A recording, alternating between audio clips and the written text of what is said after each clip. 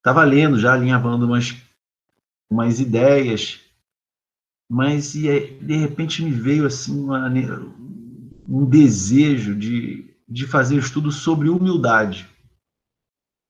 Então, não fui motivado por nenhum acontecimento particular, mas eu senti que esse é mais um estudo da série, esse estudo é para mim. E aí, aproveite quem achar que cabe também.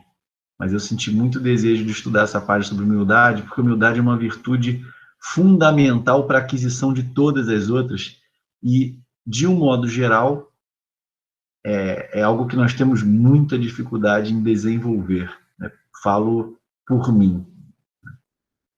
Então, essa comunicação é uma comunicação que nos sensibiliza muito nessa direção, de nós desenvolvermos a humildade, porque sem ela é muito difícil desenvolver as outras virtudes. Então, diz assim o nosso irmão: que a paz do Senhor seja convosco, meus queridos amigos. Aqui venho para encorajar-vos a seguir o bom caminho. Aos pobres espíritos que habitaram outrora a terra, conferiu Deus a me parecer. Bendito seja Ele, pela graça que nos concede, a de podermos auxiliar o vosso aperfeiçoamento. Que o Espírito Santo me ilumine e ajude a tornar compreensível a minha palavra, outorgando-me o favor de pô-la ao alcance de todos. Ó vós encarnados, que vos achais em prova e buscais a luz, que a vontade de Deus venha em meu auxílio para fazê-la brilhar aos vossos olhos. A humildade é virtude muito esquecida entre vós. Bem pouco seguidos são os exemplos que dela se vos tem dado. Entretanto, sem humildade, podeis ser caridosos com o vosso próximo? Oh, não, pois que este sentimento nivela os homens, dizendo-lhes que todos são irmãos, que se devem auxiliar mutuamente e os induz ao bem. Sem a humildade, apenas vos adornais de virtudes que não possuís, como se trouxesseis um vestuário para ocultar as deformidades do vosso corpo. Lembrai-vos daquele que nos salvou. Lembrai-vos da sua humildade, que tão grande o fez, colocando-o acima de todos os profetas. O orgulho é o terrível adversário da humildade. Se o Cristo prometia o reino dos céus aos mais pobres, é porque os grandes da terra imaginam que os títulos e as riquezas são recompensas deferidas aos seus méritos e se consideram de essência mais pura do que a do pobre. Julgam que os títulos e as riquezas lhes são devidos, pelo que, quando Deus los tira, o acusam de injustiça. Ó, irrisão e cegueira!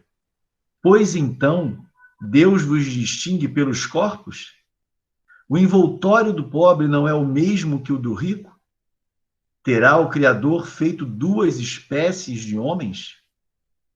Tudo o que Deus faz é grande e sábio.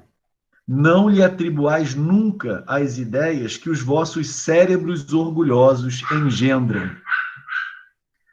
Ó rico, enquanto dormes sob dourados tetos, ao abrigo do frio, ignoras que jazem sobre a palha milhares de irmãos teus que valem tanto quanto tu? Não é teu igual o infeliz que passa fome? Ao ouvires isso, bem o sei, revolta-se o teu orgulho. Concordarás em dar-lhe uma esmola, mas em lhe apertar fraternalmente a mão, nunca. Pois que, dirás, eu, de sangue nobre, grande na terra, igual a este miserável coberto de andrajos? Vã utopia de pseudos filósofos. Se fosseis iguais, por que eu teria Deus colocado tão baixo e a mim tão alto? É exato que as vossas vestes não se assemelham, mas, despivos ambos, que diferença haverá entre vós? A nobreza do sangue, dirás. A química, porém, ainda nenhuma diferença descobriu entre o sangue de um grão-senhor e o de um plebeu, entre o do senhor e o do escravo. Quem te garante que também tu já não tenhas sido miserável e desgraçado como ele? Que também não hajas pedido esmola, que não a pedirás um dia a esse mesmo a quem hoje desprezas. São eternas as riquezas?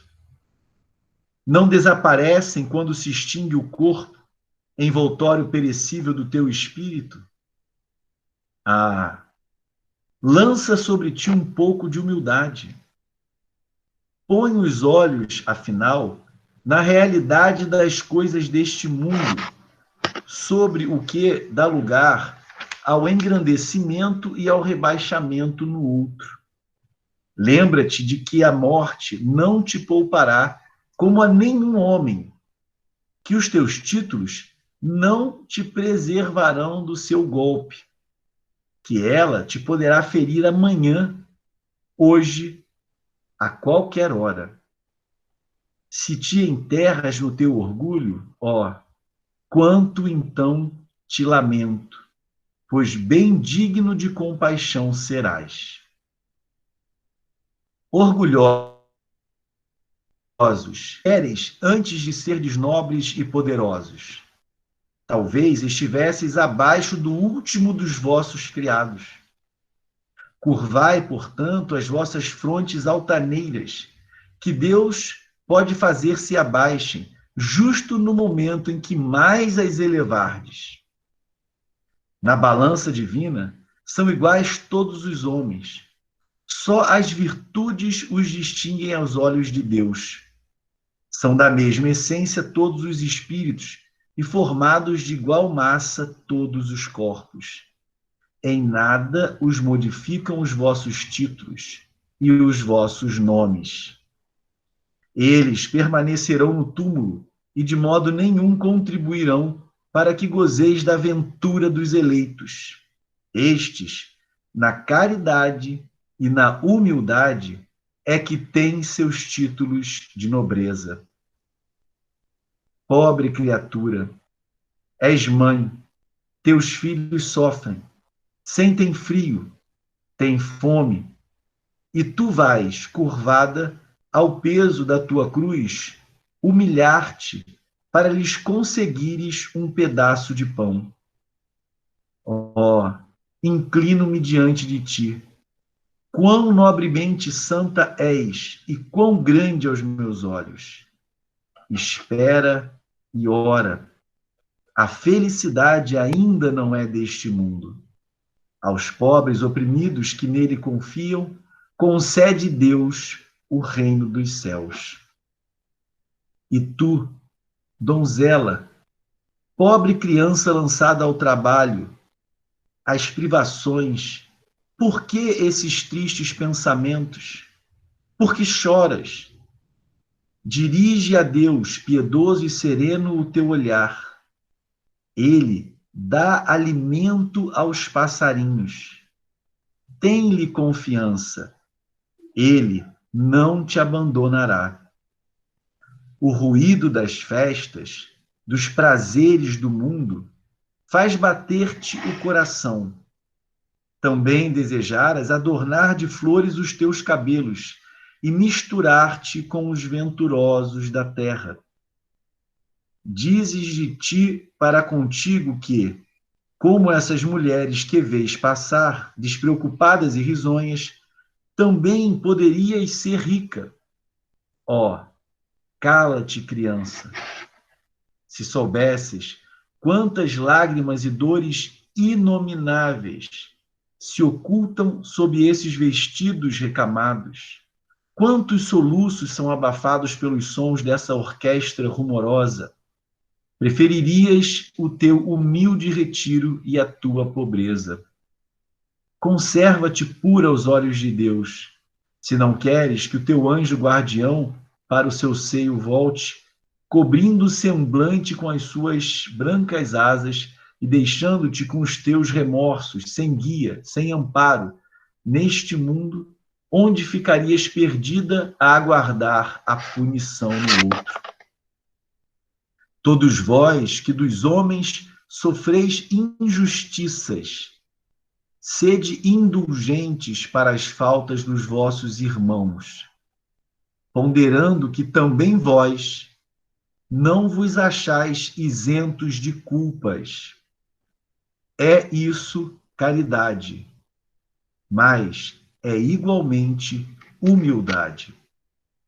Se sofreis pelas calúnias, abaixai a cabeça sob essa prova. Que vos importam as calúnias do mundo? Se é puro o vosso proceder, não pode Deus vô-las compensar? Suportar com coragem as humilhações dos homens é ser humilde e reconhecer que somente Deus é grande e poderoso. Ó, meu Deus, será preciso que o Cristo volte segunda vez à terra para ensinar aos homens as tuas leis que eles ouvidam? Terá que de novo expulsar do templo os vendedores que conspurcam a tua casa, casa que é unicamente de oração?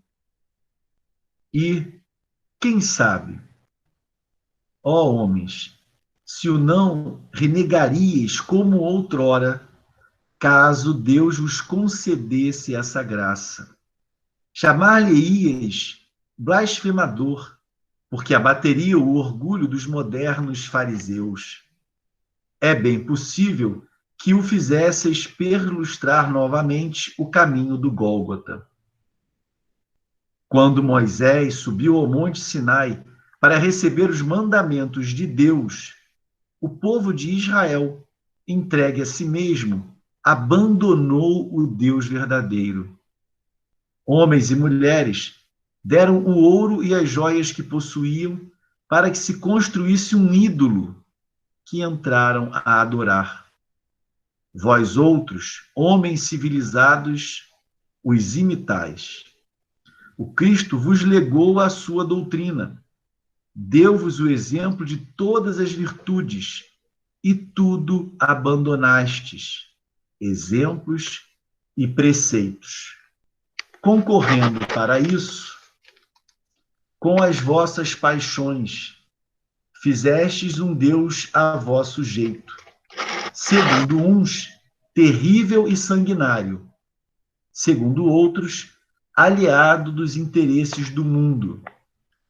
O Deus que fabricastes é ainda o bezerro de ouro que cada um adapta aos seus gostos e às suas ideias.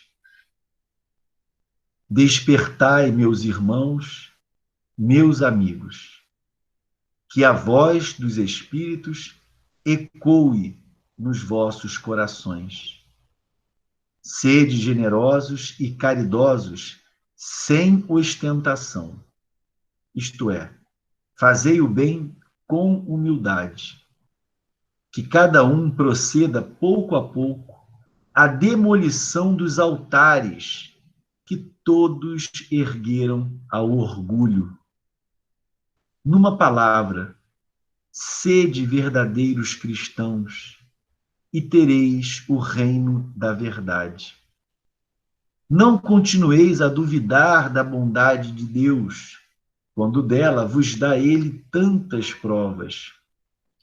Vimos preparar os caminhos para que as profecias se cumpram.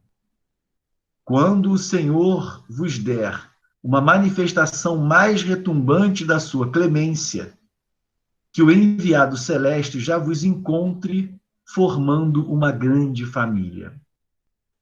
Que os vossos corações mansos e humildes, sejam dignos de ouvir a palavra divina que ele vos vem trazer. Que ao eleito somente se deparem em seu caminho as palmas que aí tenhais deposto, volvendo ao bem, à caridade, à fraternidade. Então, o vosso mundo se tornará o paraíso terrestre.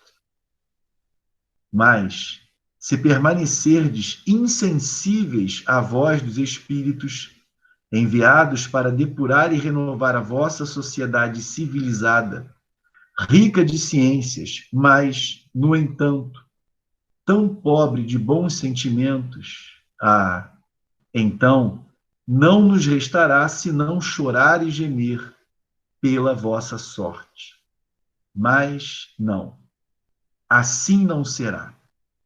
Voltai para Deus, vosso Pai, e todos nós que houvermos contribuído para o cumprimento da sua vontade, entoaremos o cântico de ação de graças, agradecendo-lhe a inesgotável bondade e glorificando-o por todos os séculos dos séculos.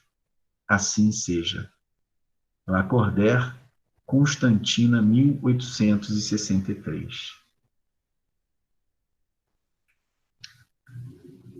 Não dá nem muita vontade de comentar depois dessa mensagem, que não é curta, mas que é tão sensível, que é como se o Espírito tivesse aqui sentado, nos olhando nos olhos, falando quase como que com a mão no nosso ombro, com aquele conselho assim de irmão mais velho, né? De quem já viveu, já adquiriu experiência. Já nos toca a própria maneira como ele inicia a sua mensagem, dizendo que a paz do Senhor seja convosco, meus queridos amigos. Aqui venho para encorajar-vos a seguir o bom caminho. E ele então nos esclarece: aos pobres espíritos que habitaram outrora a terra, conferiu Deus a missão de vos esclarecer. Bendito seja ele pela graça que nos concede a de podermos auxiliar o vosso aperfeiçoamento. Puxa, o Espírito que nos traz a orientação agradece a oportunidade de nos orientar. Quão agradecidos, então, não deveríamos ser por recebermos essa orientação? Nós que certamente muito mais necessitados somos de recebê-la do que eles de dá-la. E ele continua: que o Espírito Santo me ilumine e ajude a tornar compreensível a minha palavra, outorgando-me o favor de pô-la ao alcance de todos.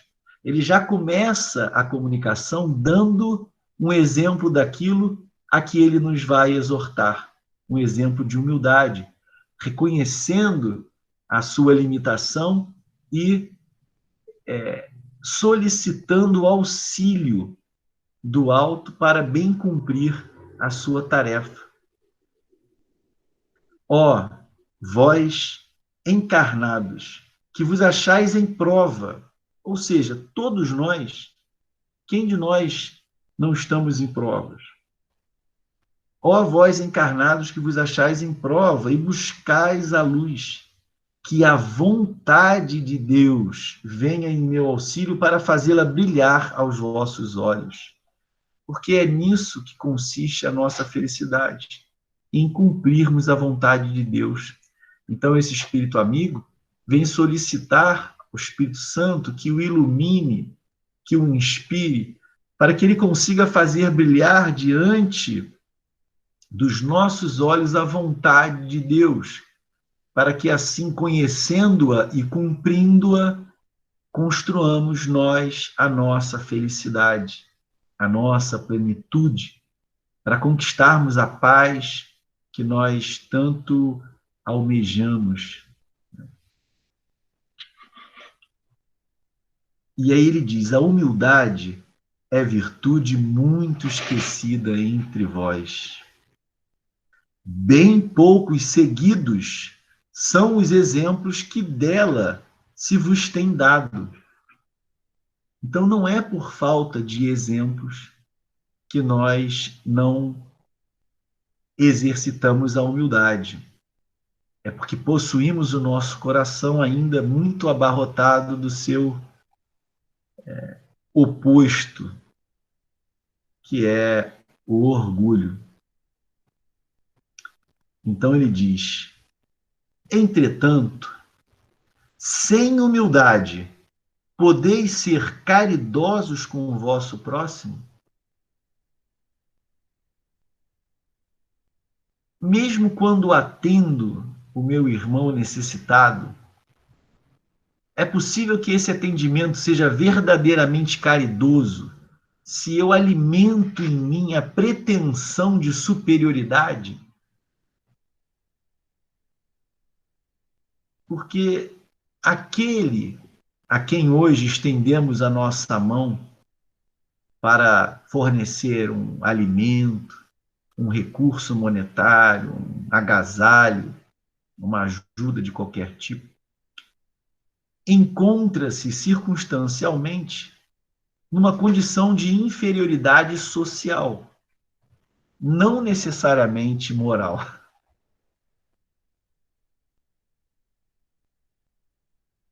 Então, até mesmo termos ao nosso lado espíritos enfrentando essa prova é uma oportunidade que Deus nos dá, nos concede de ajudarmos. Vejam, Lacordaire está agradecendo a Deus a oportunidade de trazer uma orientação. Assim, ao invés de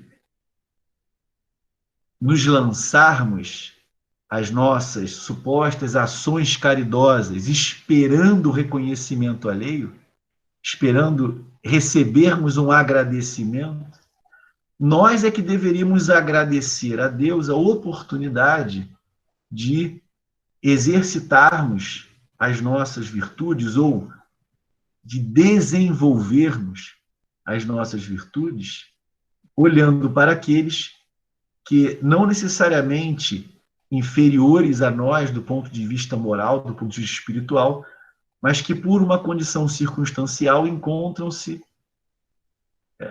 necessitados de um auxílio. Então ele diz: ó, não, pois que este sentimento nivela os homens, dizendo-lhes que todos são irmãos, que se devem auxiliar mutuamente e os induz ao bem. Sem a humildade, apenas vos adornais de virtudes que não possuís, como se trouxesseis um vestuário para ocultar as deformidades do vosso corpo. Lembrai-vos daquele que nos salvou. Lembrai-vos da sua humildade, que tão grande o fez, colocando-o acima de todos os profetas. E Jesus fez questão de nos deixar, de forma muito marcante, essa importantíssima lição da humildade. Ele que realizou ações capazes de identificá-lo como o Messias, aguardado por pelo menos 2 milênios pelo povo judeu, profetizado. Então, ele que não deixou de demonstrar que era quem era, para que seus ensinamentos, para que suas orientações recebessem a devida atenção, ainda assim fez questão de lavar os pés dos discípulos. Pedro tentou opor-lhe resistência, a que Jesus então responde: se eu não puder lavar os teus pés, não tens parte comigo.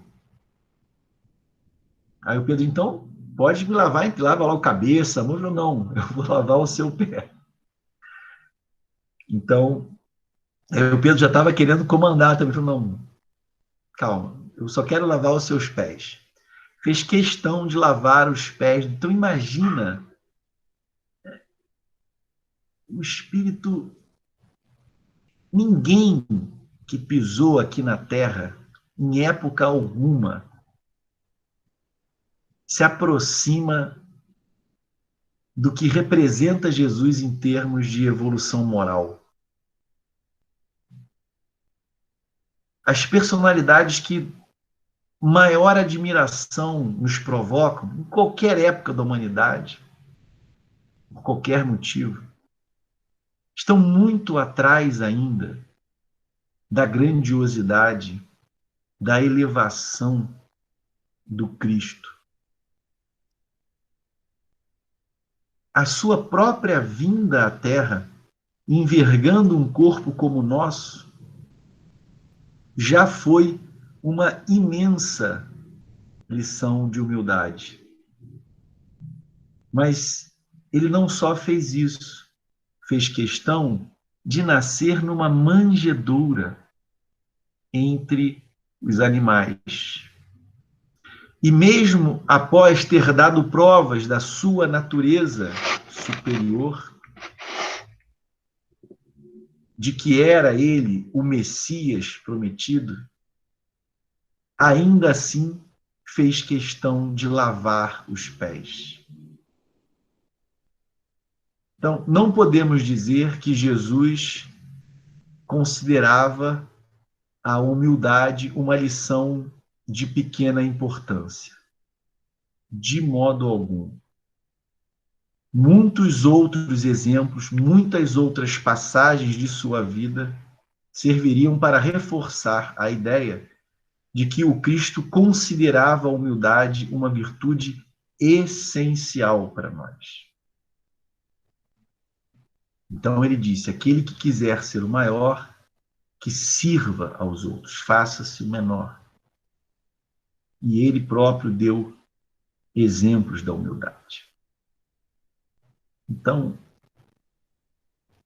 é muito importante que nós, em algum momento do nosso dia, da nossa semana, ou mesmo do nosso mês, que nós olhemos com um olhar inquiridor, com um olhar percussiente, para nós mesmos,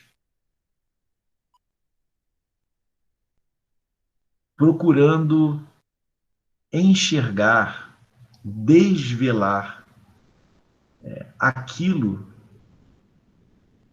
que é o maior empecilho ao desenvolvimento das nossas virtudes e da construção do reino de Deus em nós. O egoísmo e o orgulho.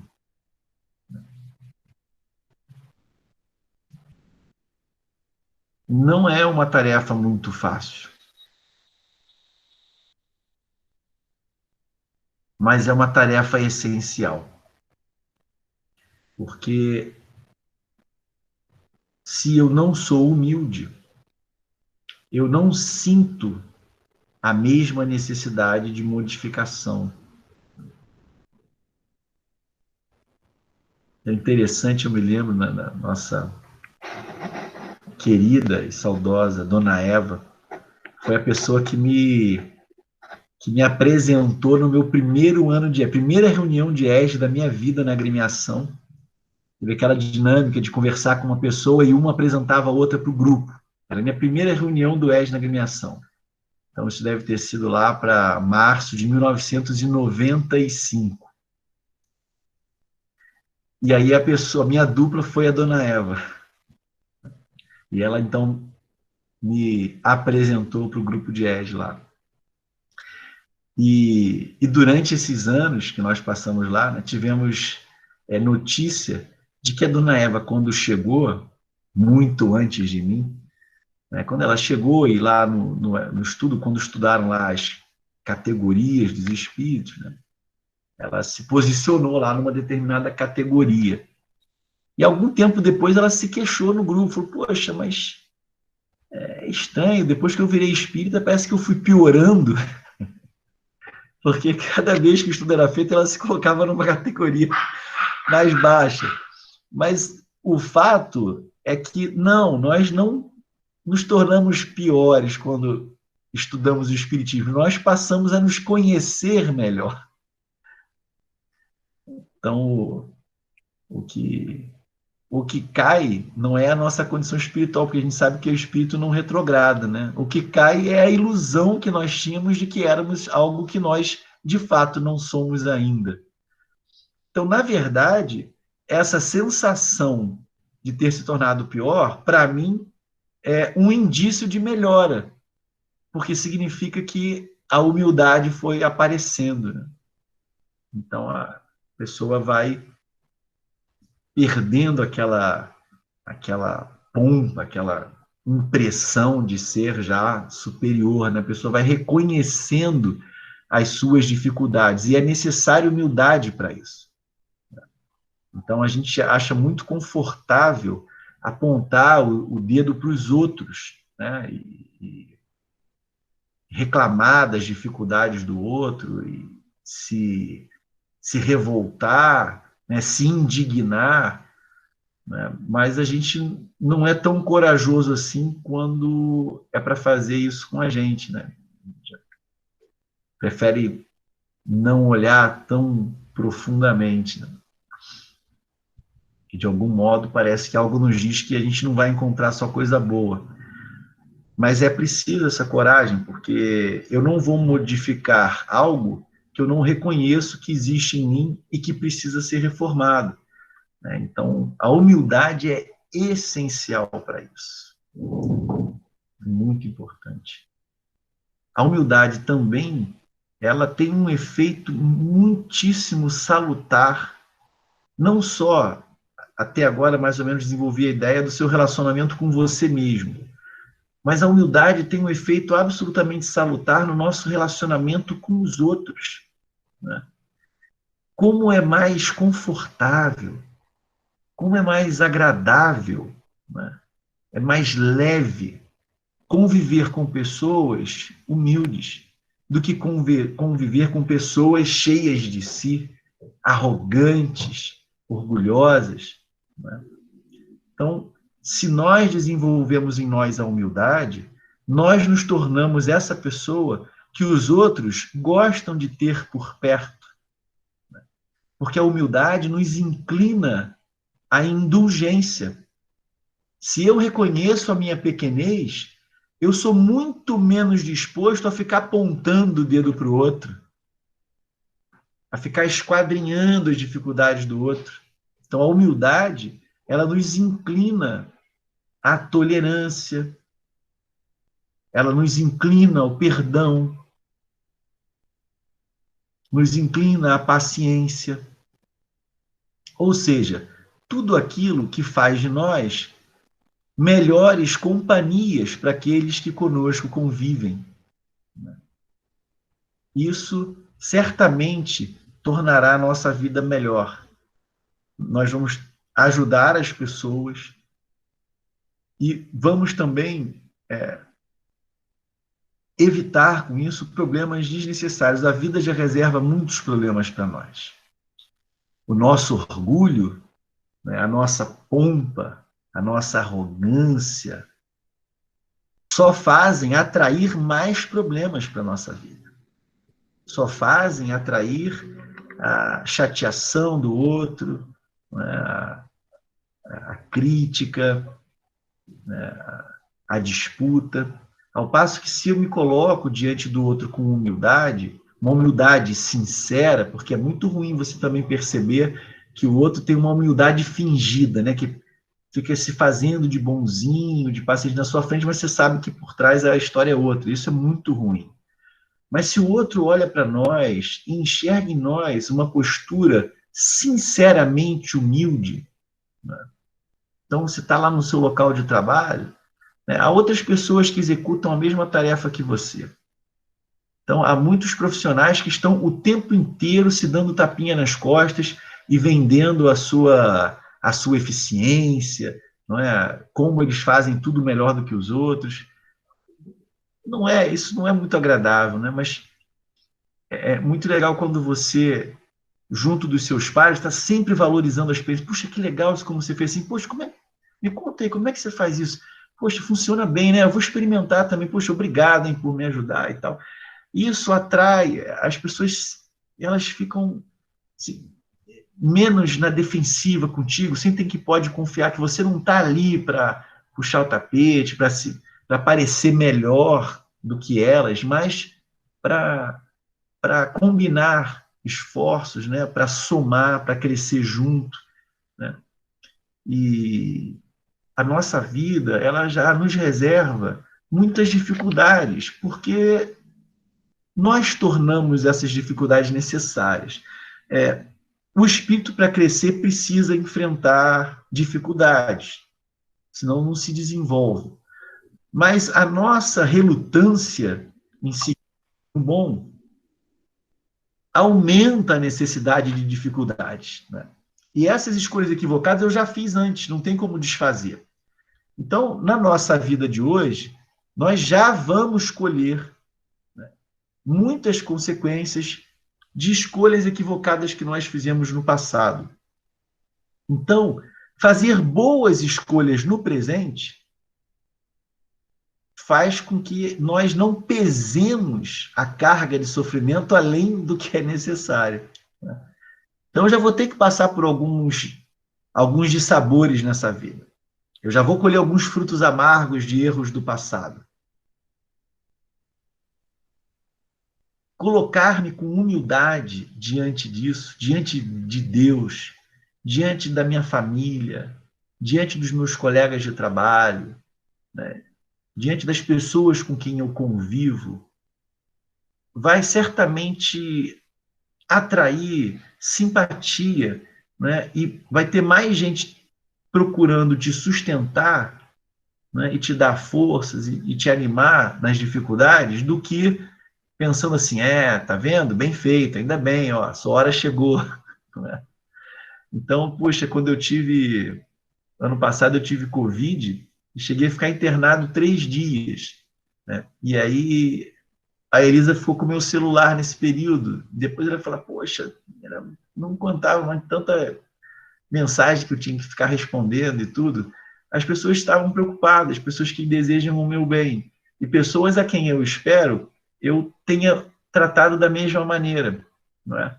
Então, é muito bom quando a gente, sem nenhum destaque, né, mas você aproveita as oportunidades de ter uma presença positiva na vida dos outros, não é? E esse retorno vem e isso nos ajuda a seguir, porque nós somos frágeis ainda, não é? Não é muito difícil para um de nós ter uma queda moral, nós somos espíritos ainda, de certo modo, vacilantes, trazemos as nossas dificuldades. Então, esse comportamento adequado que amealha a simpatia, que amealha a amizade, isso nos envolve também num clima bom, que nos ajuda a perseverar nesse caminho positivo, né? A gente lembra daquele caso lá do débito aliviado, acho que era Adelino também o nome do sujeito, lá do livro Ação e Reação, que tinha um débito do passado, né, muito pesado. Né? Ele cometeu um crime muito ruim, né? Cometeu um parricídio. E ele estava pagando, a vida dele não era nem um pouco fácil. Mas quando André Luiz se aproxima com os outros espíritos dele para estudar o caso ali, ele percebe que entre os desencarnados, né, que conviviam lá, que estavam em torno dele, e os encarnados com quem ele convivia, ele amealhava uma simpatia geral, era uma espécie de unanimidade, todo mundo queria o bem dele. E era um espírito com uma dívida grande, mas que depois de muito sofrimento no plano espiritual e de estudo, de trabalho, de busca de reforma, estava se portando muitíssimo bem nessa vida.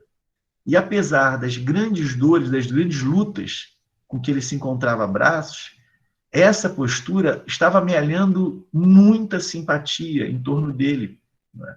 Então, espíritos que nem tinham relação direta com ele pediam por ele, por ajudas indiretas. Então, um desencarnado pedindo socorro para ele, porque ele atendia a sua mãezinha que ainda estava encarnada lá, né? Então, ele fazia muito bem e atraía bons pensamentos para ele, né? Então, a humildade, de fato, é uma virtude muito, se por um lado difícil para nós, em função do nosso orgulho, da nossa vaidade, é muito importante que nós façamos verdadeiros esforços por desenvolvê-la. Como disse aqui o Lacordaire, sem a humildade nós temos apenas um verniz de virtude. Para que nós consigamos desenvolver genuinamente as virtudes que Deus depositou em nós em forma de semente, em forma latente, nós precisamos desenvolver a humildade. Isso vai nos fazer um bem enorme, né? A gente sofre muito também quando se tem em conta alta demais, né? Quando a gente se sente muito, tudo nos ofende, tudo nos agasta, né?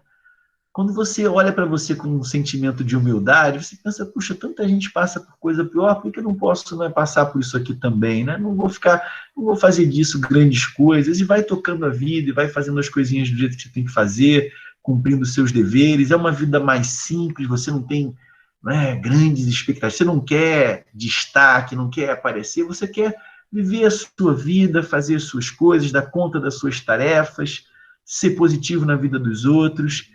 E isso parece tão pouco e acaba trazendo tanta coisa para a gente, né? Então, isso me lembra uma analogia com a qual eu vou terminar esse estudo.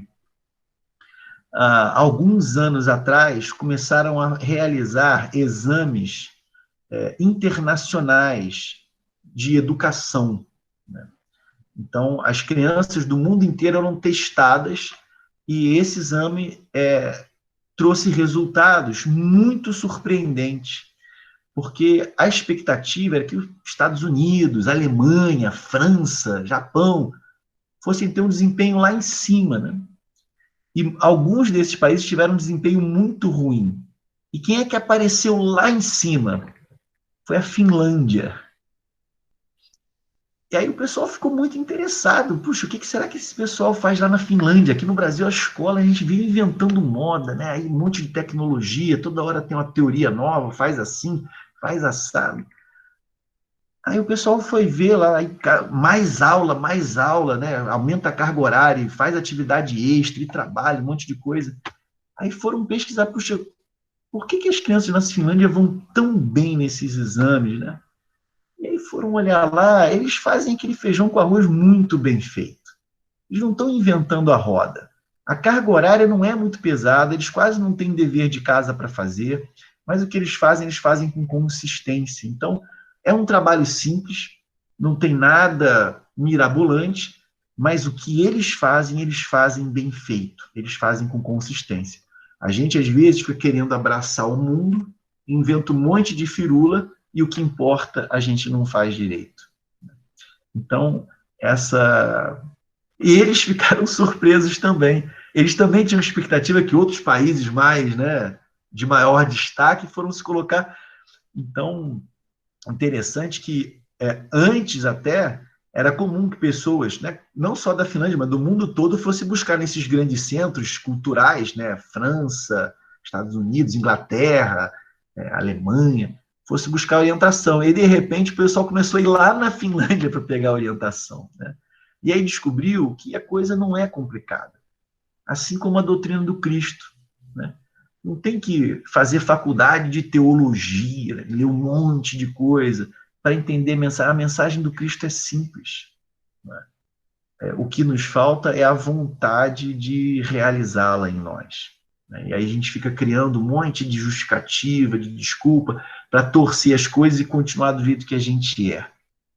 Então, a doutrina do Cristo, ela não é seguida ainda, assim, maciçamente aqui na Terra, não é porque as pessoas não conseguem entender o que o Cristo disse, é porque a gente não quer. E um dos maiores entraves para isso é o nosso orgulho. Então, a humildade é o passo que a gente precisa dar, que vai abrir a porta para todas as outras virtudes e para a nossa tão almejada felicidade. Que o Cristo que nos ama continue nos envolvendo com esse amor, com esse interesse pelo nosso bem, e que nós, a nosso turno, façamos os nossos esforços.